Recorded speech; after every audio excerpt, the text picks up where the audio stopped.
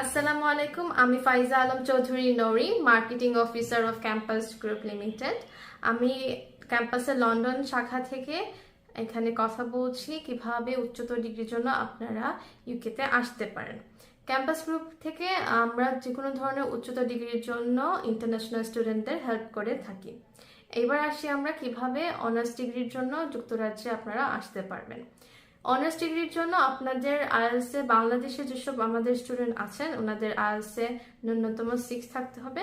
এটা ইউনিভার্সিটি থেকে ইউনিভার্সিটি ভেদাভেদ করতে পারে যে কোন ইউনিভার্সিটি কত পয়েন্ট চাচ্ছে আর আপনারা কি সাবজেক্ট চুজ করতে চাচ্ছেন। অনার্সের জন্য আপনাদের এ লেভেল বা যেটা আমরা বলে থাকি আইএ সার্টিফিকেট, কলেজের সার্টিফিকেট থাকতে হবে। কলেজের পয়েন্ট থেকে বেশি ম্যাটার করবে আপনার আইএলটিএস এর পয়েন্টস, ওইটা মাথায় রাখতে হবে।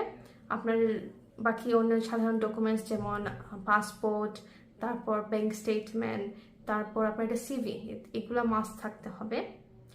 আর আপনার ইউনিভার্সিটি চুজের ক্ষেত্রে ফিস যেটা ওইটা আপনার ডিপেন্ড করবে কোন ইউনিভার্সিটি আপনারা চুজ করতে চাচ্ছেন এবং কোন সাবজেক্ট আপনারা চুজ করতে চাচ্ছেন। অনার্স এখানে 3 থেকে 4 বছরের হয়ে থাকে।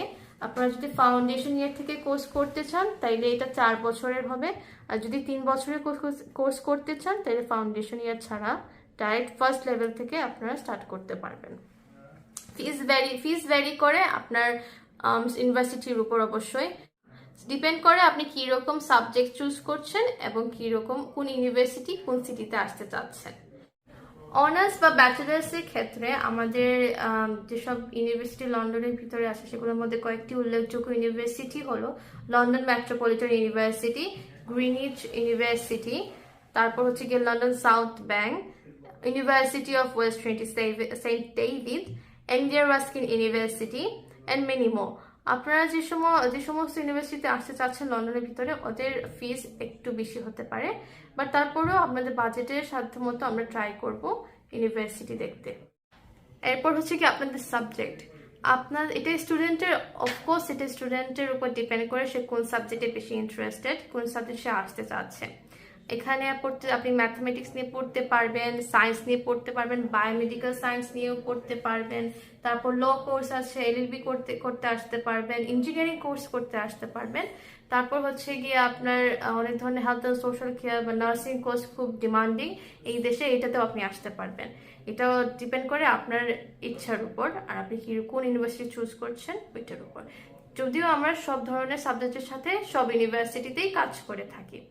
তারপর হচ্ছে কি ফিজ আপনার ডিপেন্ড করবে আপনি কোন কোর্স চুজ করছেন, লন্ডনের ভিতরে না বাহিরে ইউনিভার্সিটি চুজ করছেন এটার উপর।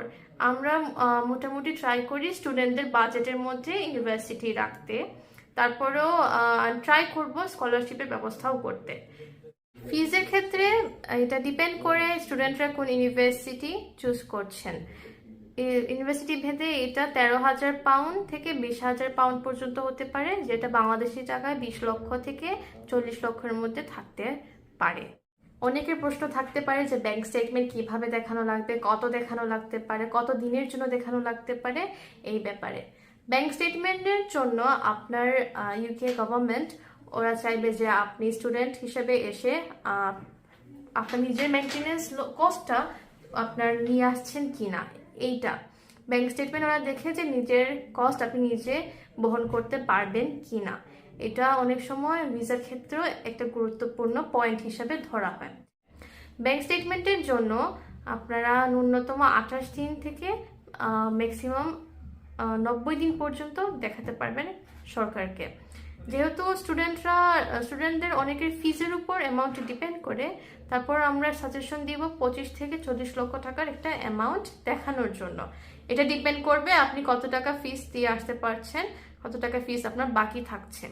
অনেক স্টুডেন্ট পুরো টিউশন ফিস দিয়ে আসে, যার কারণে অনেক সময় ওদের হয়তো মিনিমাম একটা অ্যামাউন্ট দেখানো লাগে, যেমন 20 লাখ বা 25 লাখের মতো। অনেকে হাফ দিয়ে আসেন, 50%, 70%, ওনাদের আর একটু বেশি দেখানো লাগতে পারে। বাংলাদেশ ব্যাংক কর্তৃক অনুমোদিত যে কোনো ব্যাংকের স্টেটমেন্ট গ্রহণযোগ্য। অ্যাকোমোডেশনের ক্ষেত্রে ইউনিভার্সিটি অ্যাকোমোডেশন অ্যাভেলেবল আছে, বা অনেক জায়গায় স্টুডেন্টরা ট্রাই করে শেয়ার হাউস বা তারপর রুম শেয়ারিং এ থাকতে। এটার জন্য আপনারা এখানে এসে তার ব্যবস্থা করতে পারবেন। অনেক ধরনের হাউজিং এজেন্সি আছে। তারপর আপনাদের ইউনিভার্সিটিতে যদি বলেন, ওরা হাউজিং এর ব্যবস্থা করে দেয়। এখানে আমি আরো কিছু তথ্য যোগ করতে চাচ্ছি যে কি কি ধরনের উপরিক্ত খরচ আপনাদের পড়তে পারে। আপনাদের অ্যাপ্লিকেশন করার পর সবচেয়ে সেন্সিটিভ বিষয় হচ্ছে কি আপনাদের হেলথ, যেটার জন্য ইউকে গভর্নমেন্টকে আসার সময় আপনাদের এটা ফিস দিয়ে আসতে হবে, যেটা হচ্ছে কি আইএইচএস ফিস বা ইমিগ্রেশন হেলথ সার্চার্জ। এটার জন্য গভর্নমেন্ট হচ্ছে কি ইউকে এখন চার্জ করছে 1035 পাউন্ড, যা বাংলাদেশি টাকায় 1,65,000 টাকা।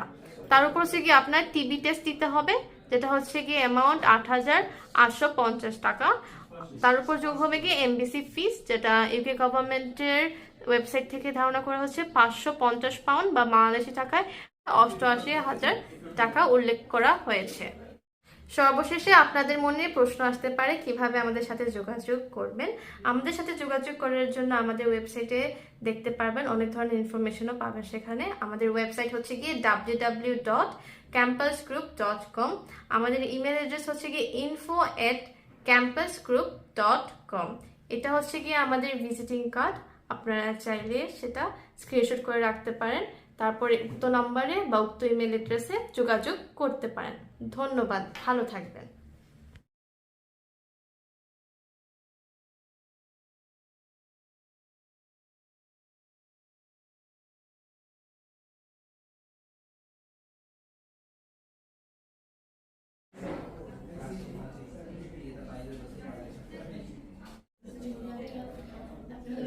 ন্যূনতম বেতন কত হতে পারে?